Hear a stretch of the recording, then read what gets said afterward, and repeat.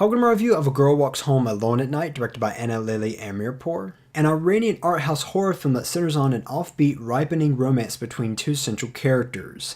A female vampire who walks the late-night streets of Bad City to cleanse her town of abusive men, and a young man who owes debt to a local Bad City crime lord for his own father's overindulgence of heroine and prostitutes. So in case you haven't noticed, my shirt has just changed, and that is because I am reshooting this portion of the video because I didn't really like what I initially said, so I decided just to get out the camera and re-record it. Initially, I talked about art house films and art house snobs, the people who bash anything mainstream, the people who bash people for liking mainstream films, the people that think or who think that they are somehow intellectually superior because they like that one obscure French film that you don't, that kind of asshole. Despite what some people may want to believe, there really is no legitimate correlation with the intelligence that you possess and the movies that you watch. You could be a philosopher of science, and your favorite movie could be Transformers, and that doesn't make you stupid, it just means that you don't look at movies the same way I do. Not everyone is into movies, and not everyone likes the same movies that you like. And one of the complaints that I hear from these types of people who complain about mainstream films is that they say that they lack substance. It's all about the style, which I would agree with. However, what I find funny is that art house films are about just as guilty as mainstream films are with that sort of thing, style over substance. For example, films like Only God Forgives. I know some people like that film, that's cool, but I personally think the film is god-awful. I think it's terrible. It looks great. I mean, it looks superb. It's beautifully well shot. But the film has got nothing going on except for that. So how is this all relevant to A Girl Walks Home Alone at Night? Well, this film too suffers from style over substance, which apparently has been a big trend in 2015 so far. So with that said, I'm now going to transition to my actual review, and here we go.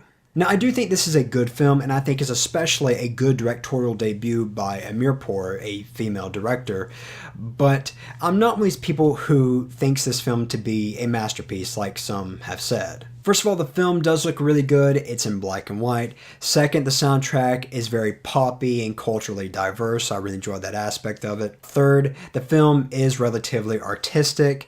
However, I think the film kind of goes overboard at times. Now, there is no doubt in my mind that this scene represents something, and I have my own ideas of what that might be. But there's this one scene that features this transgender person dancing with a balloon, and if I didn't know better, I would swear that that balloon was probably red. But I mean, it's just stuff like that that kind of threw me off a little bit. There are scenes that feature characters staring off into space because they're in deep thought. In fact, there's this one scene, and I kid you not, that is 30 seconds long, that features just that. These two characters, they're sitting in a vehicle, and there's this cat sitting in between them. And the scene goes on for so long, the cat actually starts looking into the camera. And I just don't quite understand the necessity of having a scene that long.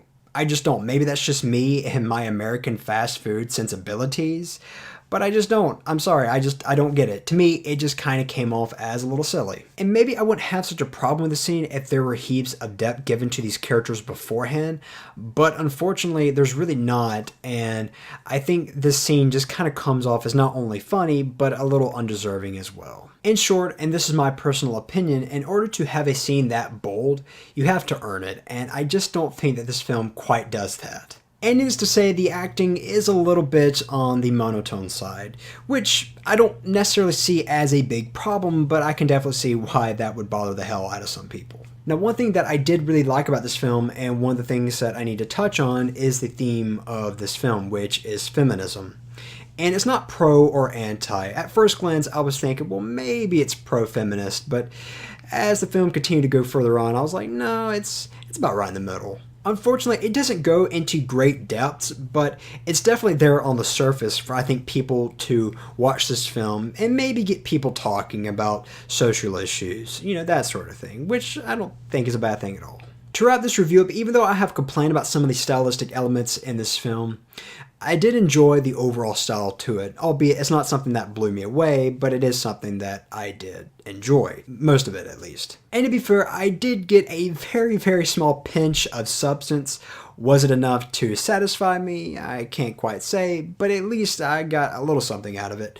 Overall, it's still style over substance. Some people have compared this film to Under the Skin, which I think Under the Skin is a far superior film in every single aspect. It's a film that says a lot without actually saying a whole lot, which I think is a great testament to how great the film actually is, but that's just my personal opinion. I'm going to give A Girl Walks Home Alone at Night a modest 3 out of 5. I think it's a good film. I think it's a film that if you're feeling adventurous, you should see, but if you're somebody who doesn't typically like these types of films, then by all means, this is definitely not going to be for you. That's pretty much about it. If you've seen this film, let me know what you think about it. And as always, I'm Colin Kirkland, and thank you so much for watching.